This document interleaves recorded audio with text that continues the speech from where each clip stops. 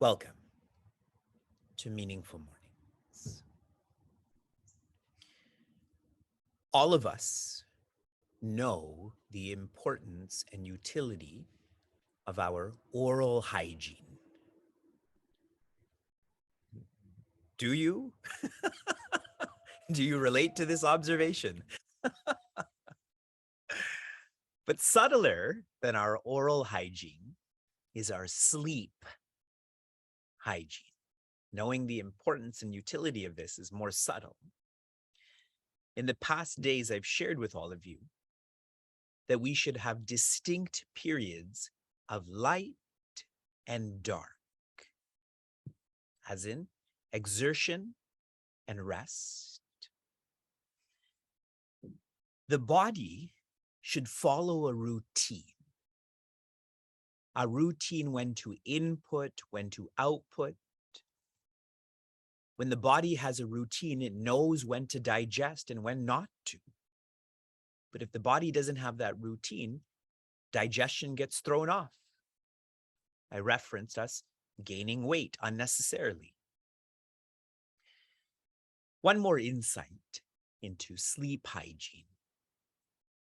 This is one of the visions for Meaningful Mornings, is that when everything was locked down outside, there was a fine chance our routines would have been thrown off. And all of us seeing each other every morning helps to maintain that routine. Sleep early, wake early, study early, and so on. In our culture, a measurement of time is called a muhurta. This is a period of 48 minutes. And Brahma Muhurta is that period where our intellect can inquire into Brahma or infinity in a most potent way. It is the best period to reflect.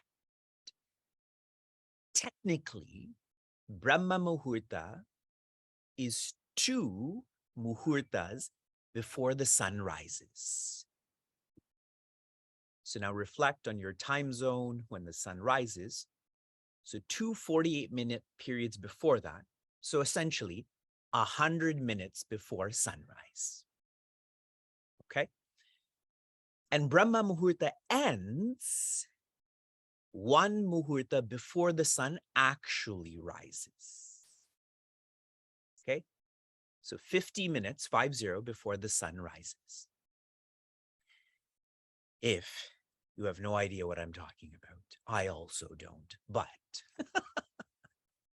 the point is that we should be awake to welcome the sun, not the other way around.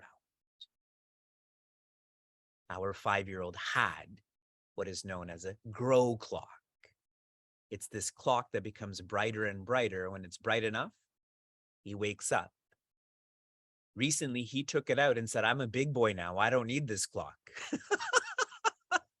He himself unplugged it. Are you a big boy? Or you are waking up to welcome the sun rather than the other way around? Being a morning person helps one with their sadhana. What is the effect of sadhana? It's a way of cooling the mind.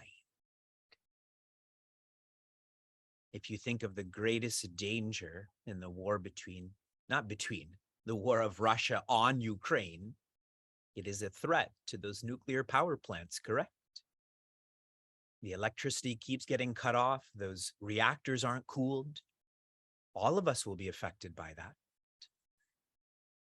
And that's why Pujya Chinmayananda said, if someone is not wearing one of those dots, they didn't cool their mind in the morning. So be aware, beware of them. In verse 16, Vaktum arhasya sheshena, Prince Arjuna has an understanding that this is a subjective science, and that's why he shares, you deserve to tell me I deserve this. I'm ready for this.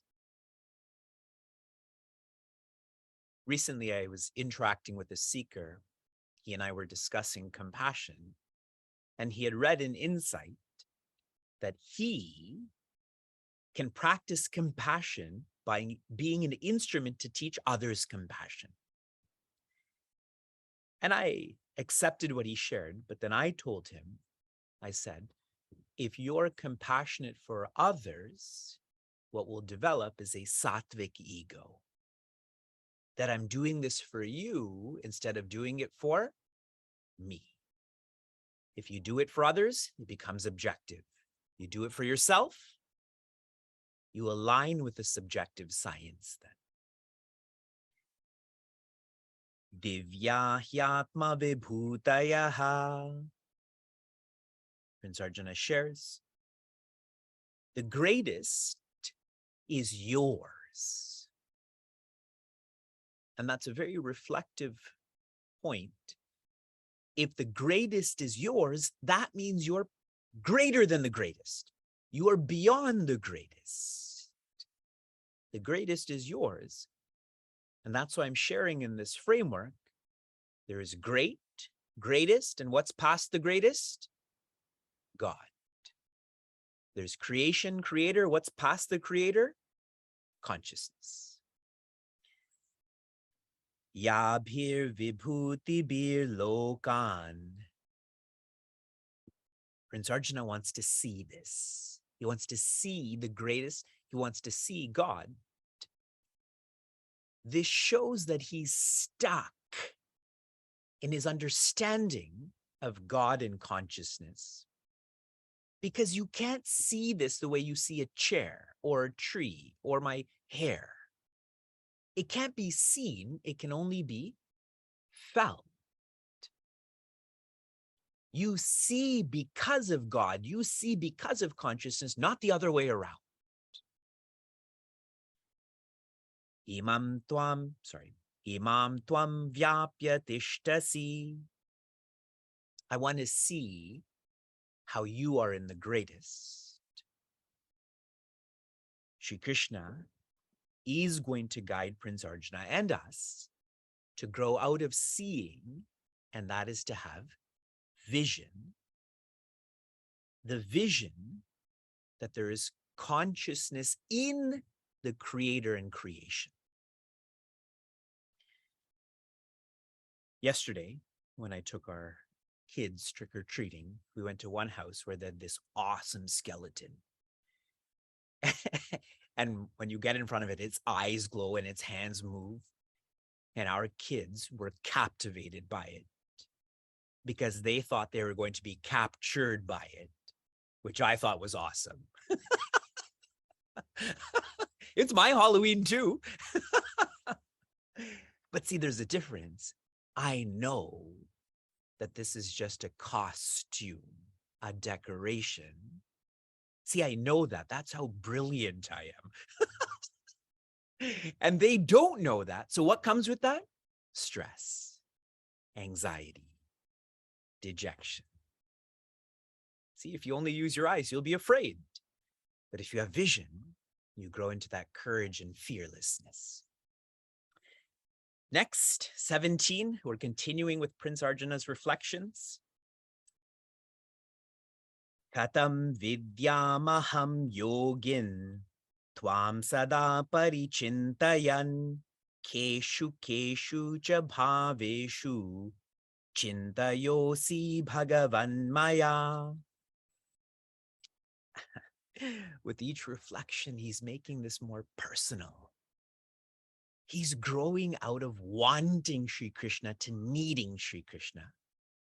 He shares here, katam, how, vidyam, to know, aham, I, yogin, he's describing Sri Krishna as a yogi, the yogi. Lots of people are named Yogi, Jogi, Bhogi, etc. But Sri Krishna is known as Yogeshwara, the master of yogis. The implication of this first quarter is Prince Arjuna wants to know, and I said the word again, wants. Prince Arjuna needs to know Sri Krishna for no purpose other than knowing Sri Krishna. He doesn't need to know him as his charioteer or as his cousin. He's grown past all of that. For all of us, if you're in meaningful mornings to get something, I'm glad you're here. You will get something. But the best way to be in meaningful mornings is not to get anything, but rather to need to know Sri Krishna. And this is why many of us who are studying Srimad Bhagavatam, there's an entire section that shares Dharma, Artha, Kama, that is position, pleasure, and possession. Position, possession, pleasure are only useful if they facilitate moksha or peace. Share differently, if you're getting an education, but it's not leading you to liberation, then you're not getting an education. That's not dharma then.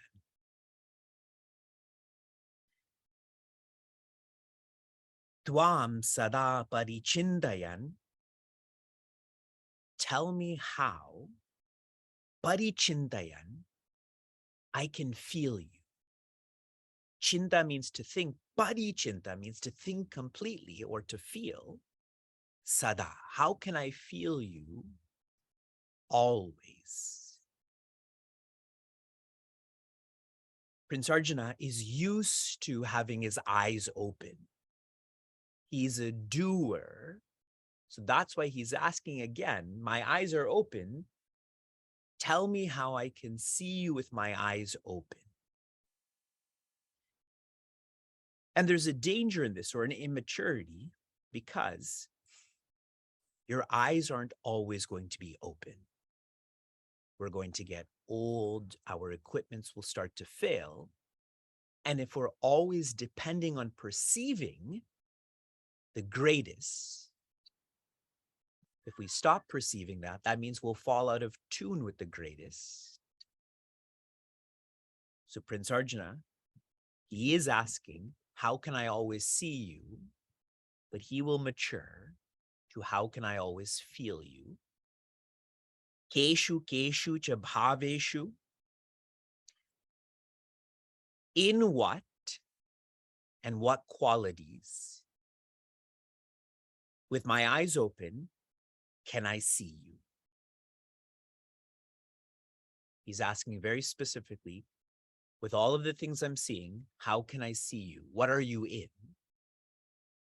And this reminds me of a beautiful episode or experience with Sri Ramana, where someone had asked him, where is God? Do you know what Sri Ramana did? He lifted his finger like this, moved it to the left, moved it to the right. And that person's like, where is God? You're moving your finger.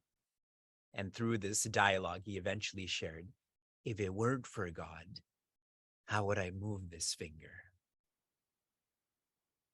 See, for all of us, if I went like this, where's God? Is it in your nail? Is it in your hand cream?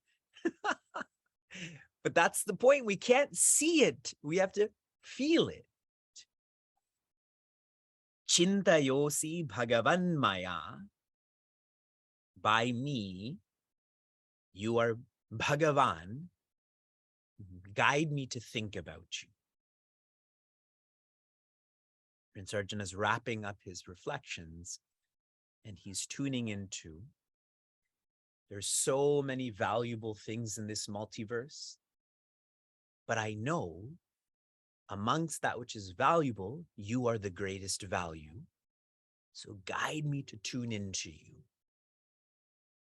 Okay. Please note, all of these 7 verses that Prince Arjuna reflects on, when we were studying in the Vedanta course, we completed this in one day. We are bhagya that we're able to really get into these details to try to feel like Prince Arjuna. From inspiration to application, your recent application was about wearing vibhuti, explaining why, and showing me the chocolate or candy you got. Did any of you try? Okay, I see some. I see some. Okay, now mail that to me. When you have to practice in public, it requires a lot of clarity and confidence, correct? Many of us would be apprehensive from wearing ash because we're not clear about it. So how can we be confident? But if you are confident, you get candy back. That prasada comes, correct? Here's your application for today. This is a special application. Tomorrow's the last reflection of Prince Arjuna. Then Shri Krishna will begin teaching again. I want you to reflect on and share on our website, what are your personal, only relating to you, your personal vibhutis. Vibhuti means the greatest facets of your lifestyle, your life. I want you to write, what are 7 vibhutis in your life? Okay? Please reflect. Please share. Shri Krishna will share dozens of them. What are your 7 vibhutis before Shri Krishna shares his? Shanti, shanti, shanti.